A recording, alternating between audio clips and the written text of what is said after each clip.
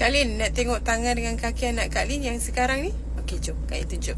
Okey, inilah gambar tangan anak Kak Lin. Okey, yang ni gambar dia sebelum. Dan ni tangan dia dah makin cerah. Okey, kalau nak compare dengan Kak Lin kategori fair, dia kategori medium fair. Yang penting urut-urut hijau dah nampak dah. Nampak tu? Mana datang bulu-bulu ni lah. Okey, ni kaki kita orang. Ni kaki Kak Lin. Ni kaki anak Kak Lin. Dah nak sama putih dah.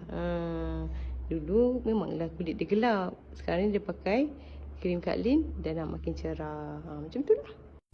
Ramai tanya Kak Lin dah. Kak Lin bila restock ni?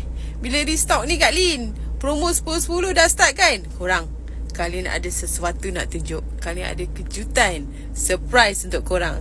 Tahu tak apa dia? 1, 2, 3. Tada! Wih! Wih! Wih! So, nantikan esok set jam korang weh. Pukul 1.30 tengah hari tepat. Kalian akan buat live. So, korang janganlah nak tunggu-tunggu lagi dah. Esok tahu kita jumpa esok. Isnin 9 Oktober 1.30 tengah hari. Secara live korang dapatkan sebenarnya promo 10-10 ni. Jangan ketinggalan tau. Jangan ketinggalan. Ini sekali seumur hidup macam ni. Alright, kita jumpa nanti. Bye.